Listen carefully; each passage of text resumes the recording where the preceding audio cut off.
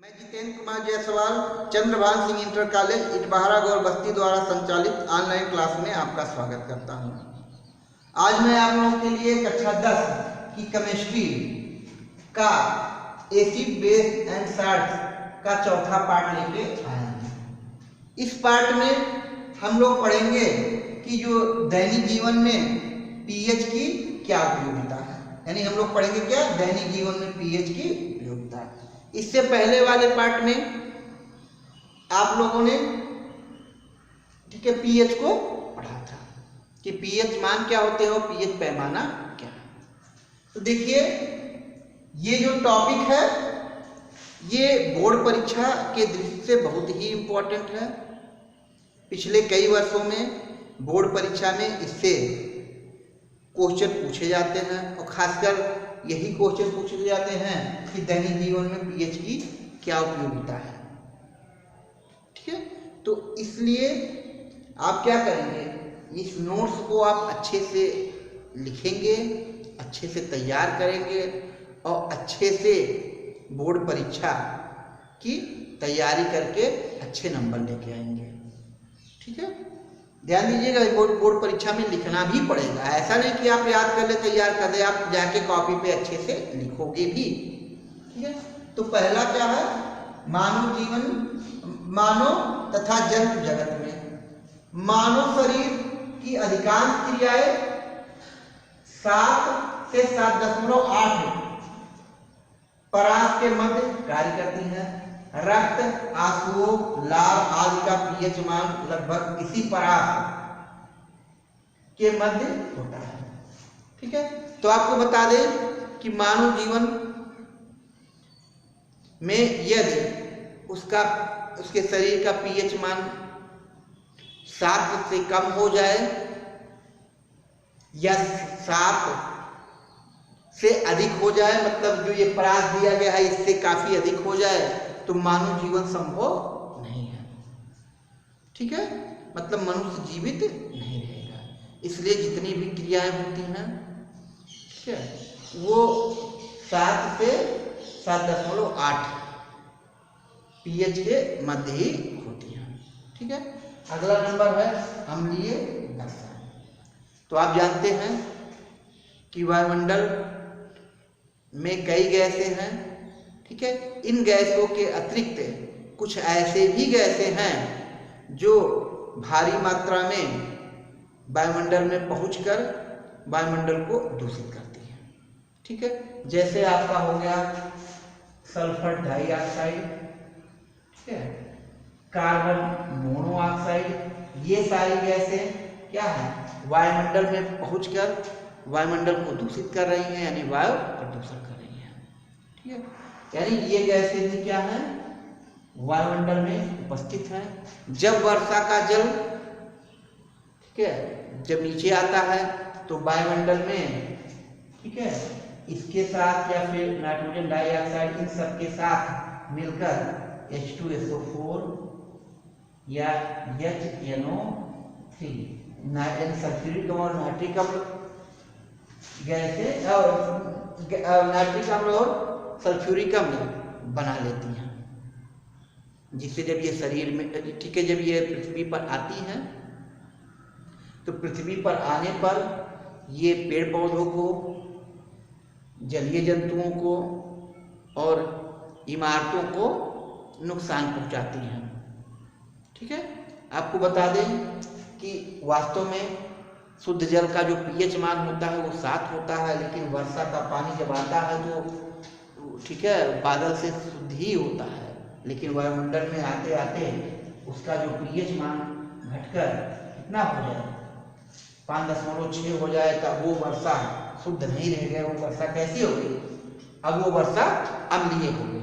वो वर्षा कैसी हो गई, अब अम्लीय हो गई। अब आपको बता दें, देखिए अम्लीय वर्षा भी आपके कोर्स में है, ये बायो का पोर्शन है। ठीक है, कि अम्लीय वर्षा कैसे होती है या किस प्रकार अम्ल बनाते हैं वर्षा जल, तो इसको हम क्या करेंगे आपके लिए एक अच्छा सा वीडियो बना के आपको समझा देंगे।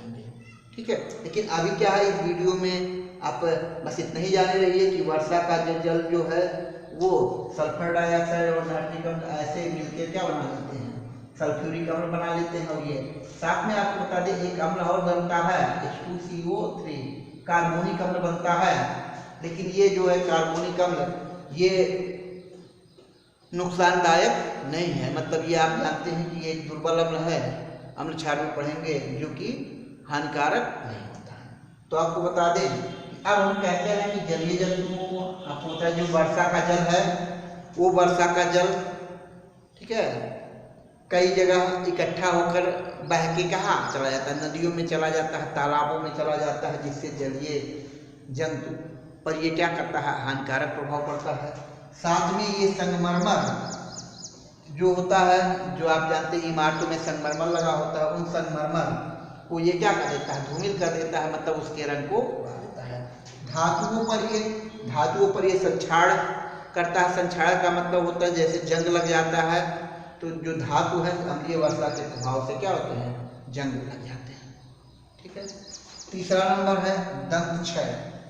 दांत जो होता है, किससे, दांत कैल्शियम फास्फेट से बने होते हैं। मुंह का पीएच 5.5 से कम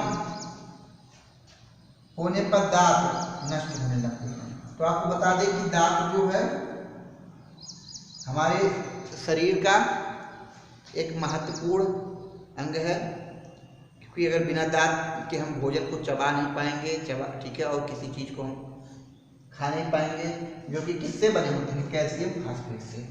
अब हम आपको बता दें कि जब हम, ठीक है, कोई मीठी वस्तु खाते हैं या कोई, ठीक है, अम्लीय वस्तु खाते हैं, खट्टी चीज़ खाते हैं, तो अगर हम उनको अच्छे से साफ नहीं करते हैं तो वो क्या करते हैं, मुंह में रह जाते हैं और धीरे धीरे वो अम्ल का रूप ले लेते हैं।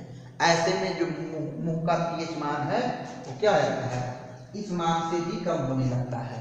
इस मान तक तो ठीक है 5.5 तक, लेकिन जब इससे कम होने लगता है तो ऐसे में क्या होता है कि दांत हमारे नष्ट होने लगते हैं।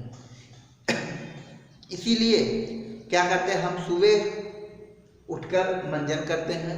मंजन करने से क्या हो जाता है कि जो मुंह में हमारे सरकराएं हैं वो क्या हो जाती हैं, अम्लीय जो होने लगती हैं, ठीक है, निम्नीकृत होंगे। तो मंजन करने से क्या हो जाते हैं, मंजन क्या होता है, क्षार होता है। मंजन क्या होता है, क्षार होता है, जो अम्ल को क्या करता है, उदासीन करता है। यानी मंजन कैसे होते हैं, क्षारीय होते हैं, जो हमारे मुंह में, ठीक है, जो अम्लीय पदार्थ बनकर दांत को नष्ट करते हैं, उसको क्या करते हैं, वो उदासीन करते हैं। इसलिए आपको बता दें कि आपको बराबर मंजन करना चाहिए। मंजन करने से आपके मुंह के कीटाणु भी साफ होंगे, साथ में आपके मुंह का जो पीएच मान 5.5 से कम हो रहा है, ठीक है, उसको क्या करेगा, मंजन जो कि क्षारीय होता है उदासीन करके उसके प्रभाव को नष्ट करता है और आपका दांत जो है वो सुरक्षित रहता है। अगला जो नंबर है वो पेड़ पौधों के लिए पीएच। तो आपको बता दें पेड़ पौधों के लिए जो मिट्टी की जो पीएच होना चाहिए, यानी अच्छे मिट्टी के जो पीएच होना चाहिए वो 7 होना चाहिए। ठीक है, 7 यानी मिट्टी उदासीन होना चाहिए, ना मिट्टी क्षारीय होना चाहिए, ना मिट्टी अम्लीय होना चाहिए। जब, ठीक है, जब 7 पीएच मान होगा तो ऐसे में पेड़ पौधों की वृद्धि भी अच्छी होगी और अच्छी फसल की उपज होगी। ठीक है ना। अब आपको बता दें कि क्या करते हैं खेतों में, जब अधिक कभी कभी खाद डाल देते हैं। कौन सा खाद, आपको बता दें उर्वरक वाला जो, ठीक है, रासायनिक खाद। तो ऐसे में क्या होता है, मिट्टी की अम्लीयता या क्षारीयता बढ़ जाती है, जिससे आपकी फसल नष्ट होने लगती है। इसलिए फसलों को आप, ठीक है, क्या कर सकते हैं कि जो जिस चीज को, जिस पोषक तत्व को उनकी मांग हो, ठीक है, उसी आधार पर आपको, ठीक है, उर्वरकों का प्रयोग करना चाहिए। ठीक है ना। अगर मांग उनको ज़्यादा अम्ल की है तो उनको उसमें अम्लीय खाद का प्रयोग करना चाहिए। अगर उनको क्षार की ज़रूरत है तो उनको क्षारीय खाद की, ठीक है। और सबसे बढ़िया तरीका जो है कि आप उसमें कंपोस्ट खाद, गोबर की खाद या हरी खाद का प्रयोग करें, जिसमें ना तो ज़्यादा अम्लीयता है ना तो ज़्यादा क्षारीयता, ठीक है। एक चीज़ और कि जब भी आप खेती करें तो ऐसे में हर साल आप अपने खेत की मिट्टी की जांच मृदा किसान केंद्र पर करवाएं, जहां वहाँ, ठीक है, जहां पर आपको बताया जाए कि आपके जो मिट्टी है उसमें अम्ल की मात्रा कितनी है और क्षार की मात्रा कितनी है, या ये भी आपको बताया जाएगा कि इसमें किस किस पोषक तत्वों की कमी है, ठीक है। तो आपको सबसे पहले ये करना चाहिए कि आपको अच्छी उपज के लिए अपने मिट्टी को की जांच करानी चाहिए, ठीक है। तो इतना आप अच्छे से नोट करोगे।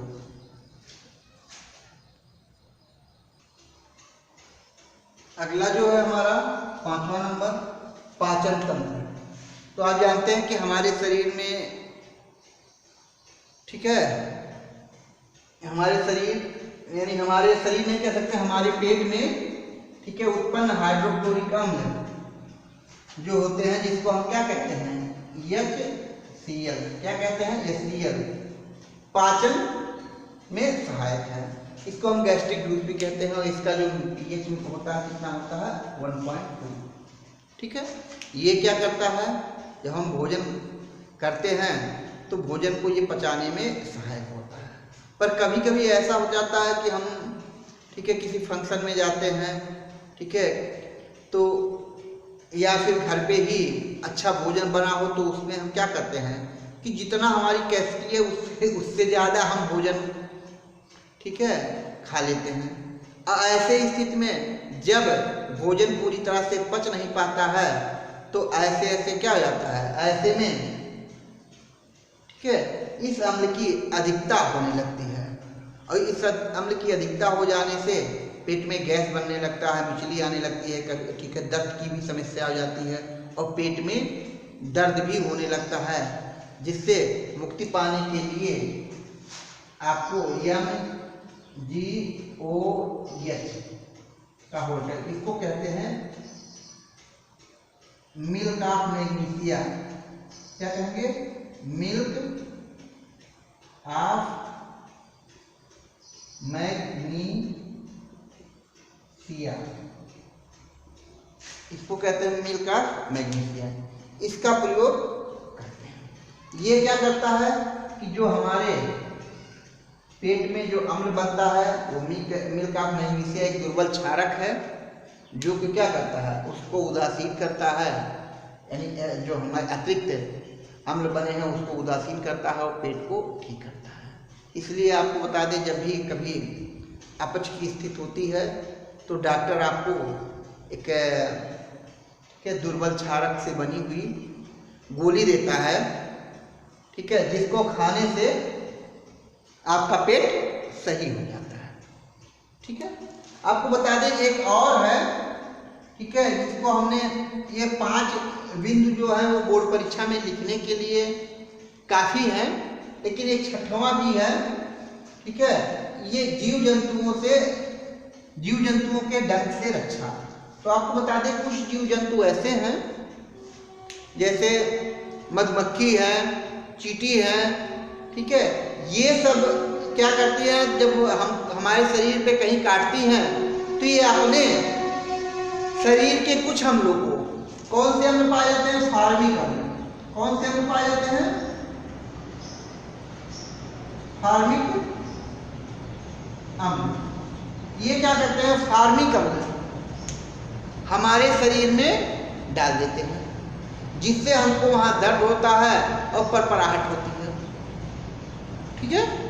ऐसे में अगर कभी ऐसी स्थिति आ जाए तो उसको उदासीन करने के लिए एक दुर्बल क्षारक, एक दुर्बल, ठीक है, क्षारक बेकिंग सोडा,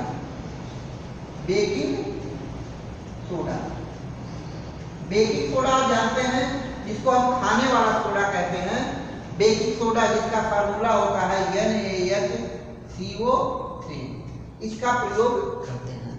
ठीक है, इसके यानी जो फार्मिक अम्ल चींटी हमारे शरीर में डाल देती है, उस जगह पे हम बेकिंग सोडा के विलयन को हम क्या करते हैं, वहाँ पे रगड़ते हैं या वहाँ रख देते हैं, जिससे क्या करता है कि वो फार्मिक अम्ल को क्या करता है, उदासीन करता है। आप जानते हैं एक होता है पीला ततैया, पीला ततैया, पीला ततैया आप जानते हैं, जिसको हम लोग गांव में हड्डा कहते हैं, पीला वाला हड्डा। ठीक है, उसके जो शरीर में, उसके डंक में क्या होते हैं, उसके डंक में क्षारीय पदार्थ होते हैं। कौन सा पदार्थ? क्षारीय पदार्थ होते हैं। इसलिए ठीक है, वो हमारे शरीर पे जब, ठीक है, हमारे शरीर को वो क्या कर देता है, डंक मार देता है। तो डंक मारने पर क्या होता है, उस जगह पे बहुत ज़्यादा पीड़ा होने लगती है। ऐसे में उस पीड़ा को खत्म करने के लिए हम क्या करते हैं, उसको दुर्बल अम्लों में, जैसे सिरका आदि में, उसको डुबो के उस स्थान पे लगा के डुबो कर उसको क्या करते हैं कि उदासीन करते हैं। तो ये जो है टॉपिक हमने आपको पहले बताया था कि बड़ा ही इम्पोर्टेंट टॉपिक है, इसलिए इसको आप अच्छे से तैयार करोगे। तब तक के लिए आप स्वस्थ रहिए, व्यस्त रहिए, मस्त रहिए।